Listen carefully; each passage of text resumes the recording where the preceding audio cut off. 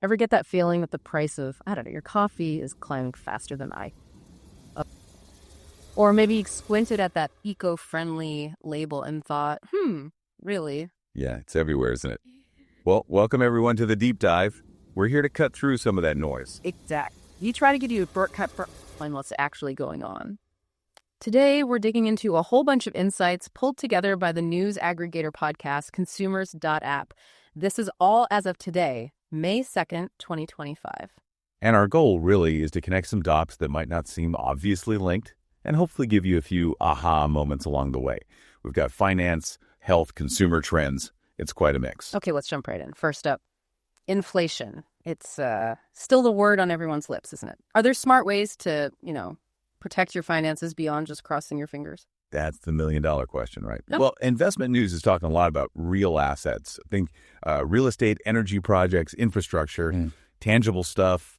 Consumers Research has done some digging into this. Real assets. Okay, so what exactly are they, and why are they suddenly a hot topic again with inflation? Well, like you said, they're investments in physical things. Yeah. And Consumers Research points out they can offer several advantages when prices are rising. You're looking at potential income, maybe some protection against inflation itself. Right, because the value of the thing might go up with inflation. Exactly. Plus, they often don't move in perfect sync with the stock market, which can be a good thing. And sometimes there are tax benefits, too. So the idea is they might hold their value better than cash when your dollar doesn't stretch as far. Okay, that makes sense. But thinking back just a couple of years, like 2023, inflation was cooling a bit, down to 3.4%, but interest rates were pretty high, around 5.5%. How did that situation affect these real assets? Yeah, Consumers Research suggests that 2023 was a bit of a challenge, actually. Those high interest rates. They make borrowing money more expensive, which can definitely put a damper on things like big property or infrastructure projects. Increased capital costs. Right.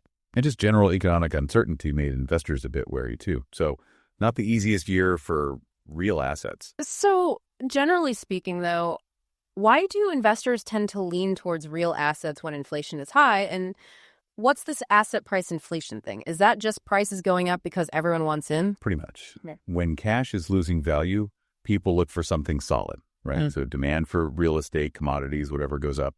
And that higher demand pushes up their prices. That's your asset price inflation. Real assets seem safer, more tangible. But right now, with interest rates still relatively high and all this geopolitical stuff, what are the specific hurdles for investors looking at real assets today?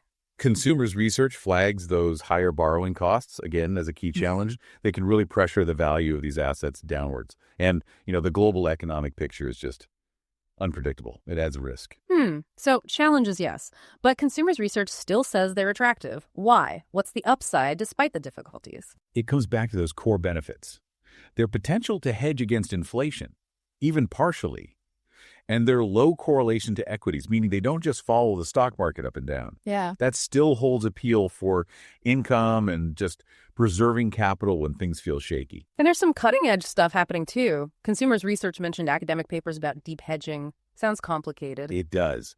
Titles like Hedging Under Rough Volatility and Adversarial Deep Hedging.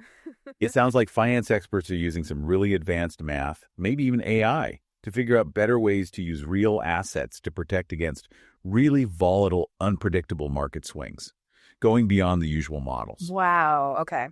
So for you listening, thinking about your own long-term plans. Yeah. Understanding how real assets fit into the picture, especially with inflation concerns, might be more critical than you realize. What assets are you considering? How do they play into your strategy for dealing with rising prices? All right, let's shift gears. A different kind of asset now, your desire to give back, your philanthropy. Ever thought about leaving a legacy through charity, but got totally bogged down in the how-to? Oh, absolutely. It can seem really complex. Investopedia on MSN.com and Consumers Research have looked at comparing charitable trusts versus private foundations.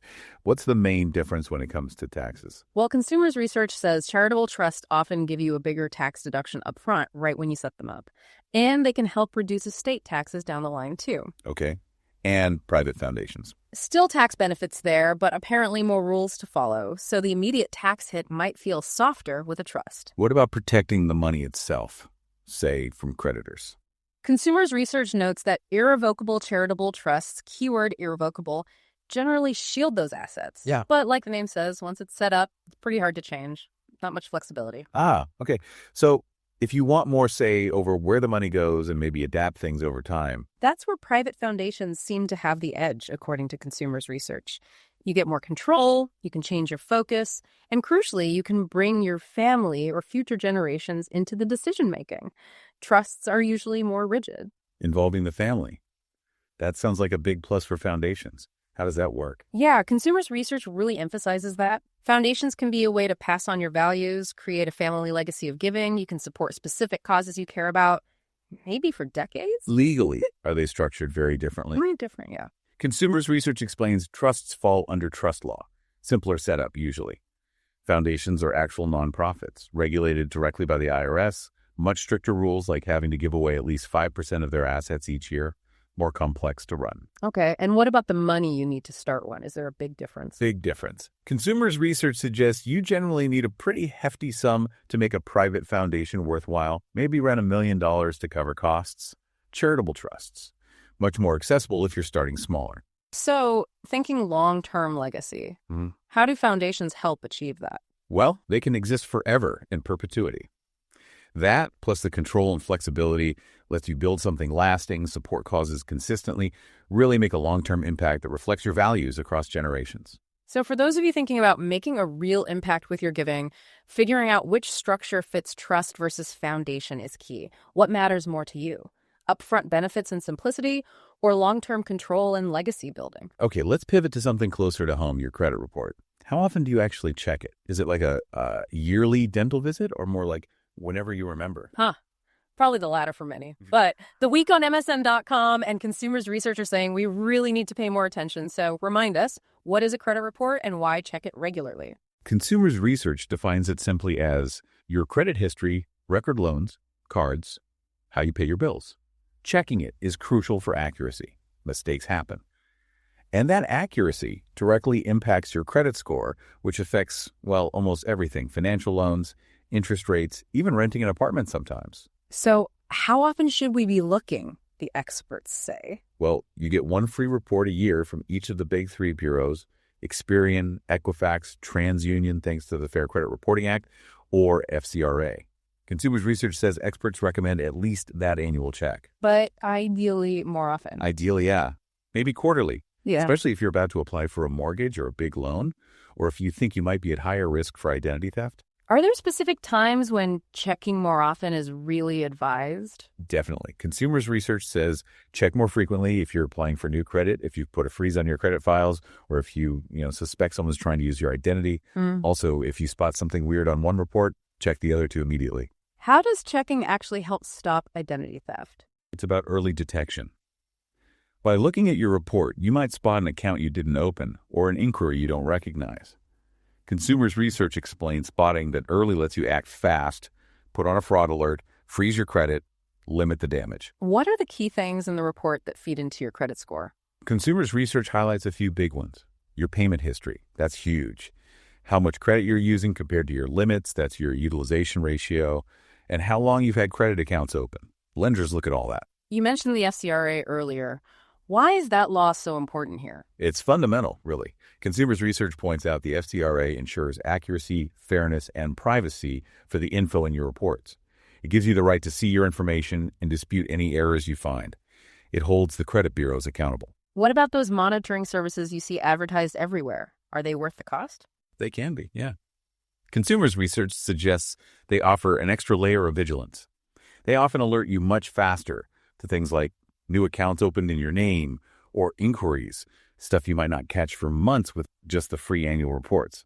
Gives you a heads up. Your credit health really is a cornerstone of your financial life. Are you using those free reports? And what makes you decide to check more often? Think about it. Okay, let's broaden our view now to the wider economy, specifically trade policy. Have you noticed any shifts in your shopping, maybe prices or availability, or heard chatter about how global trade affects local jobs? It definitely feels like something's always shifting there. Forbes and consumers research have been looking at how tariffs, specifically, are changing how U.S. retailers hire people. Yeah. What's the main impact they're seeing? Well, consumers research, looking at the Forbes piece, points out that recent tariffs have really driven up costs for retailers. Buying goods from overseas is just more expensive now, and that's making them pretty cautious about hiring, especially in corporate back-office roles. the focus has shifted heavily towards efficiency and hiring for roles that directly bring in money sales, customer service. What do the economic studies say about the ripple effects of these tariffs? Studies suggest it's not just about hiring fewer people. Consumers research notes tariffs often lead to higher costs overall for the business. This might mean they hire more part-timers instead of full-timers, or sometimes those costs get passed straight on to us as higher prices. Yeah. And this pressure forces retailers to get smarter about hiring, really focusing on productivity and keeping customers happy. What specific challenges are retailers facing when trying to recruit staff now because of the tariffs? Consumers research highlights a few tough spots. They're trying to cut costs, but still need skilled workers. Profit margins are already thin in retail, and tariffs squeeze them even more. So they prioritize jobs that generate revenue directly. Hiring processes might be slower, and there's more focus on keeping the good employees they have and maybe training them for new skills. How does this tariff situation change our behavior as shoppers? Well, if prices go up because of tariffs, consumers research explains we might cut back, especially on non-essentials. So retailers might respond with more sales or try to really improve the shopping experience to keep us coming back. And that, again, influences who they hire, more people focused on the customer. So what are retailers actually doing to adapt their hiring? Any specific strategies? Yeah, consumers research lists a few. More cross-training so employees can do multiple jobs. Using technology for automation where possible, focusing hiring on those core sales and service roles, and also looking really hard at their supply chains, trying to find cheaper ways to get their products. What's the overall vibe of the retail job market then? Consumers research suggests it's more reserved. Not huge expansion plans. Hiring is very strategic, focused on efficiency, customer satisfaction, and making the most of the staff they already have. Optimization is the key word. It's really interesting how these big trade decisions filter down, isn't it? If you work in retail or just shop a lot, you might be seeing these effects, job availability, prices. Have you noticed any of this yourself? Let's switch gears completely now into health and wellness. Saunas. Beyond just feeling nice and warm, have you ever thought about actual health benefits? Honestly, usually just thinking about sweating out the stress. But Women's Health on MSN.com and Consumers Research are suggesting there's more to it. What about, say, heart health? Yeah, apparently there are real cardiovascular benefits. Consumers Research points to studies showing regular sauna use can help lower blood pressure, improve something called heart rate variability, and generally boost heart function. The heat widens blood vessels, improves flow, and your heart rate goes up, kind of like moderate exercise. Huh, like exercise. Interesting. What about for people with joint issues like arthritis? Sauna therapy shows some promise there, too, according to Consumers Research. It seemed to help reduce inflammation, ease pain, and improve joint mobility. The heat might actually affect inflammatory pathways in the body. There's even research specifically on sauna therapy in rheumatic diseases. Okay, and the stress relief part, is that just feeling good or is there more going on? There seems to be more. Consumers Research mentions mood elevation, potentially helping with depression and anxiety. It's thought to be linked to endorphin release, those natural mood boosters. Plus, the simple act of relaxing in the heat reduces stress hormones. What about skin? People always talk about saunas being good for your skin. True. Consumers Research backs that up. Sweating helps detoxify by opening pores, releasing dirt and oils. This can lead to clearer skin, maybe even improve elasticity, and reduce some signs of aging over time. There's research on sauna benefits on skin health. It does feel like saunas are popping up more. Is the culture changing in the U.S.? It really seems to be. Consumers Research highlights significant market growth, projected to continue rapidly through 2027. It's driven by more awareness of the health benefits, but also people using them as places to socialize and relax. Think the culture of sauna. You hear about different kinds, right? Traditional versus infrared. What's the difference health-wise? Good question. Consumers Research explains traditional saunas heat the air around you. Infrared saunas use lamps to send radiant heat directly into your body.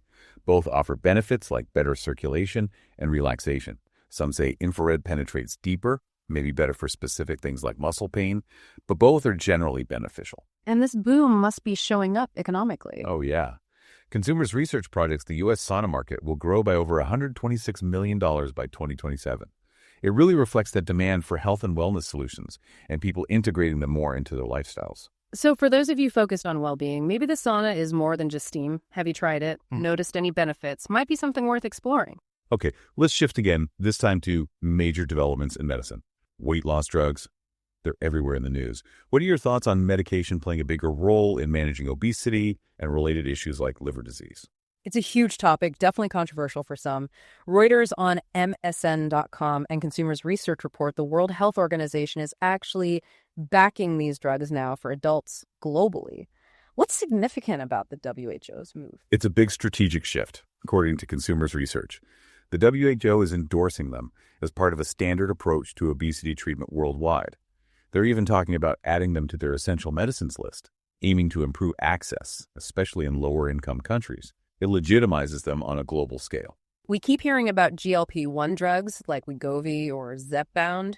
How do they actually work for weight loss? Consumers Research explains they mimic a natural hormone, GLP-1. This hormone slows down how quickly your stomach empties and tells your brain you're full. So basically, they reduce appetite and increase satiety, leading to significant weight loss for many people. What about older adults? Is there research specific to them? Yes, Consumers Research points to a recent study between 2023-2024 looking at liraglutide in elderly obese patients. It found the drug was both safe and effective, leading to significant weight loss in that group, though nausea was a common side effect. Now, let's look at Wegovy again, but for a different reason. ABC News on MSN.com and Consumers Research looked at its potential for fatty liver disease. What's the active ingredient and how does it help the liver? The active ingredient is semaglutide, same GLP-1 agonist. Consumers Research explains it helps liver health indirectly by regulating blood sugar, improving insulin sensitivity, and causing weight loss. All of this reduces fat buildup in the liver and tackles metabolic syndrome, which often underlies fatty liver disease. So what have studies shown specifically about semaglutide and NAFD non-alcoholic fatty liver disease? The results look really promising, based on Consumers Research analysis. Studies show semaglutide can significantly cut down liver fat and inflammation in people with NAFD. It improves liver enzyme levels and seems to reduce the risk of the disease getting worse. And wasn't there a big trial on a more serious form of liver disease? MSH. That's right.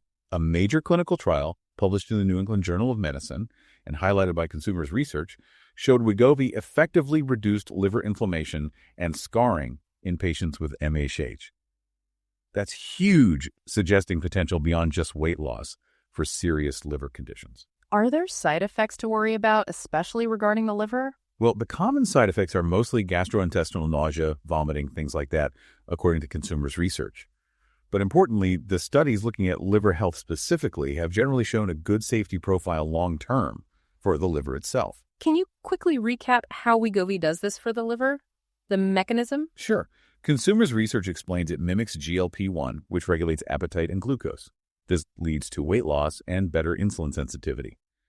By tackling those root metabolic issues, it reduces the fat accumulation and inflammation that damage the liver in fatty liver disease. Is Wegovy actually approved for treating liver disease right now? Not yet, no. Consumers Research notes it's approved for weight management. But given these trial results, specific approval for liver conditions could potentially be something we see down the road. And does lifestyle still matter if someone is taking Wegovy for liver health? Absolutely crucial. Consumers Research emphasizes that things like a balanced diet, regular exercise, and weight loss are still key complements to the medication. And they even mention, interestingly, that moderate filtered coffee intake might offer some extra liver benefits.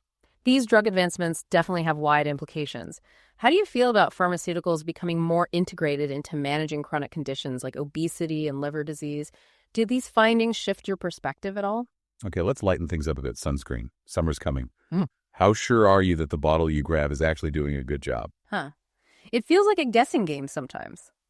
But 9news.com on MSN.com shared Consumer Reports' top picks for 2025, and Consumers Research analyzed it. First, can you quickly break down the difference between mineral and chemical sunscreens? Sure. Consumers Research explains mineral sunscreens use physical blockers, like zinc oxide or titanium dioxide, that sit on the skin and reflect or scatter UV rays. Chemical sunscreens use organic compounds that absorb UV radiation. Worth noting, some chemical ingredients have face bans due to toxicity or environmental concerns. Okay, so who made the cut for Consumer Reports' best list this year? Top marks went to La Roche-Posay and Thelios Kids Lotion SPF 50, Eucerin Advanced Hydration Lotion SPF 30, Thrive Body Shield Lotion SPF 50, ThinkSport All Sheer Mineral Spray SPF 50, and Think Baby Lotion SPF 50. Consumers research notes they all got praise for broad-spectrum UVA-UVB protection. It's about protecting your skin cells' DNA, according to consumers research.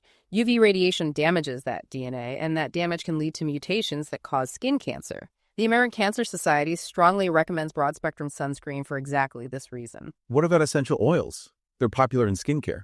Do they work as sunscreen? Consumers research notes essential oils do have some beneficial skin properties, anti-inflammatory, antioxidant. There's some research into using them in natural sunscreens, maybe enhancing delivery systems, but they generally don't offer reliable broad-spectrum protection on their own, like traditional sunscreens do. There are a lot of myths about sunscreen ingredients. Any common ones to debunk? A big one consumers research points out is assuming natural is always safer. That's not necessarily true. Some natural ingredients can cause allergies. The key is scientific backing and safety testing for all ingredients, natural or chemical. Don't just rely on marketing buzzwords. Are sunscreens getting better? Any new advancements? Yes, definitely.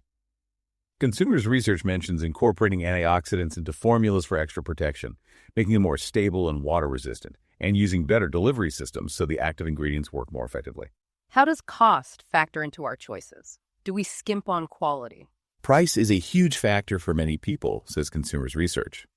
Sometimes being price sensitive might lead you to choose a cheaper sunscreen that maybe doesn't offer the best protection. That's why awareness and education about efficacy, not just price, are so important. Protecting your skin is non-negotiable, really. Are your go-to sunscreens on that list? What influences your choice most? SPF, ingredients, price, feel? All right, let's dive into the world of online shopping and global trade mechanics. Ever wonder how those super cheap gadgets or clothes from sites like Temu or Shein get to you so fast and, well, so cheap? It does seem almost magical sometimes. USA Today on MSN.com and Consumers Research looked into something called the de minimis rule. What is that? Consumers Research explains it's basically a rule that lets goods under a certain value threshold, currently $800 in the U.S., enter the country without import taxes or tariffs. It's been huge for e-commerce giants like Amazon, Temu, and Shein, allowing them to ship tons of low-value items directly to consumers, tariff-free. That's a big part of their low-price strategy. But there's talk of closing this loophole, right? What would that mean for these companies and for us? Big changes. Consumers Research suggests closing it would mean these companies suddenly have to pay tariffs on all those small packages. That increases their costs significantly. The likely result: higher prices for us consumers and probably slower shipping times too, as things get held up at customs. Temu and Shein have already hinted at price adjustments. Sounds like there are strong opinions on both sides of this rule. What are the main arguments for and against it? According to Consumers Research, supporters say it boosts trade, keeps prices low for consumers, and gives us more choice. Opponents argue it gives foreign companies, especially from China, an unfair advantage over U.S. businesses that have to pay tariffs. They also point to concerns about trade imbalances and potentially unsafe or counterfeit goods slipping through. How might closing this loophole change our online shopping habits long term? Consumers Research thinks we can see prices for many imported items creep up. That might push some of us towards buying more domestic goods or from retailers who can absorb the tariff costs better. Maybe fewer impulse buys of those ultra-cheap items from overseas, too. It sounds like this rule was pretty fundamental to how platforms like Temu and Shein operate. Absolutely central. Consumers Research emphasizes it allowed them to ship directly from factories in China to U.S. consumers without tariffs, keeping prices rock bottom and delivery relatively fast.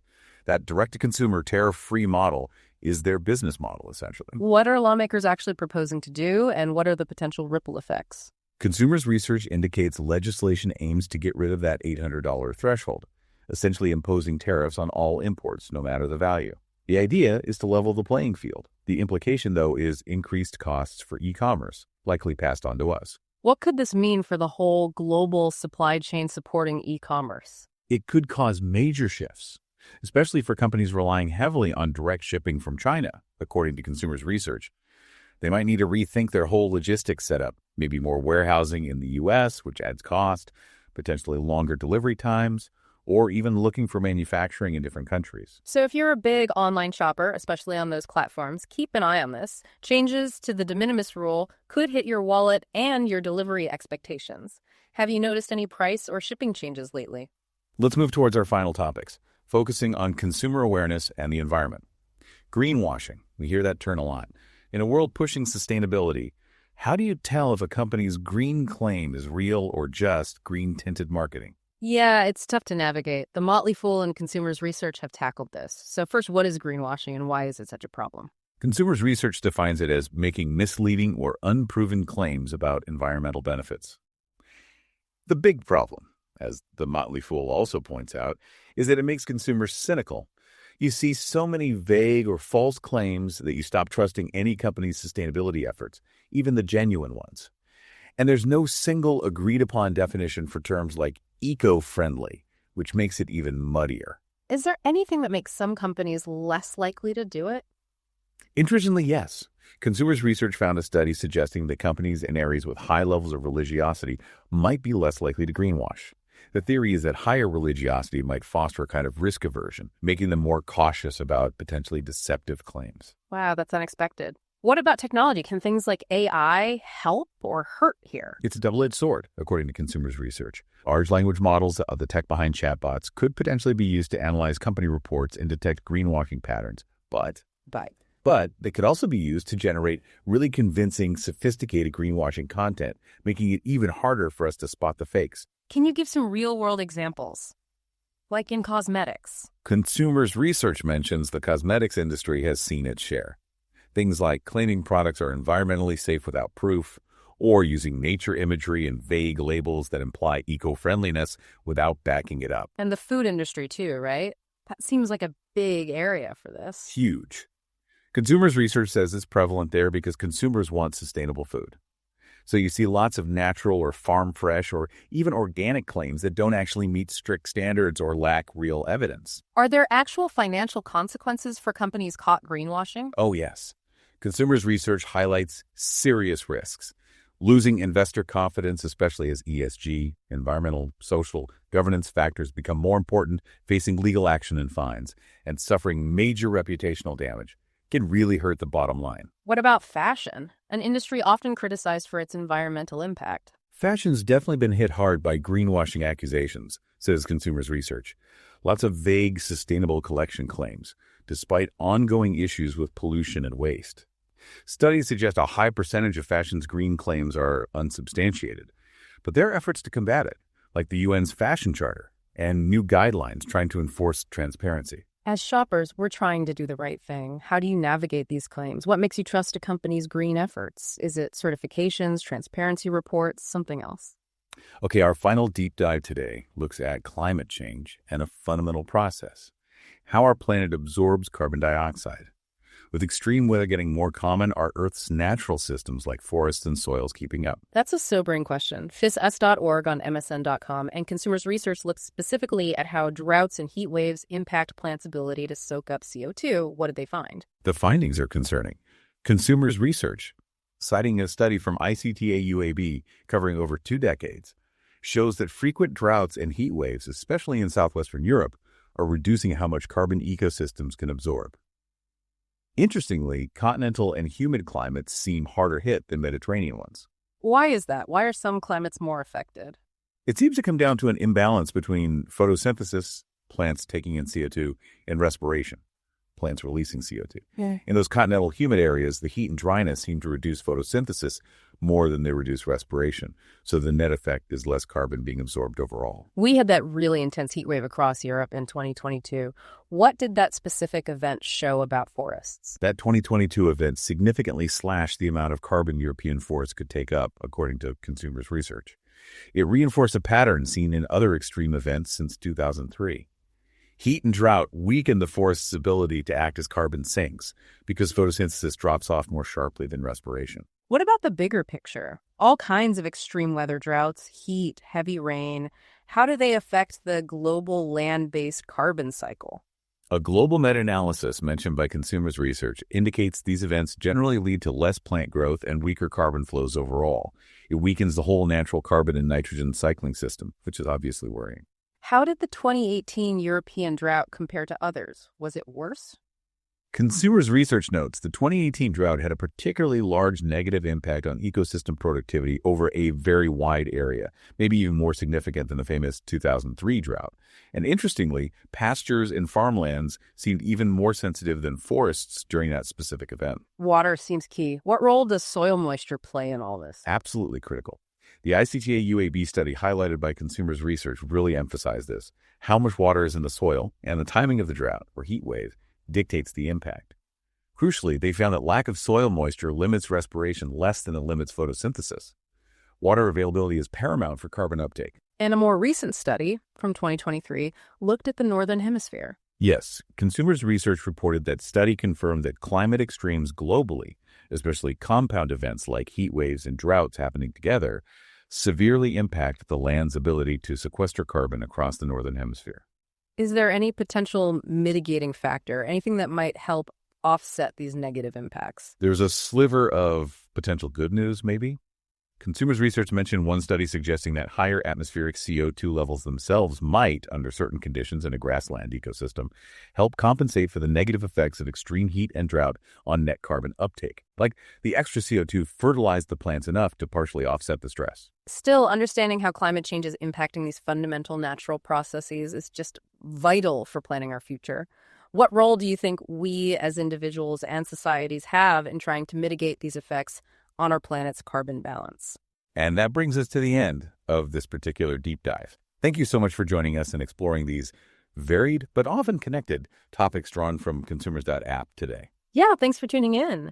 Our whole goal here is really to sift through the vast amount of information out there and pull out the key insights, giving you a shortcut to feeling more informed. We really hope you'll take some time to think about how these trends, whether it's shifts in investment strategies, new health treatments, the challenges of sustainable consumption, or the realities of climate impacts might touch your own life. And to leave you with something to chew on. Considering everything we've touched on today, economic shifts, tech and finance and greenwashing, health breakthroughs, trade rules, environmental changes, what single piece of information, maybe something unexpected, do you think will have a ripple effect over, say, the next 5 years? Something to ponder. Thanks again for listening.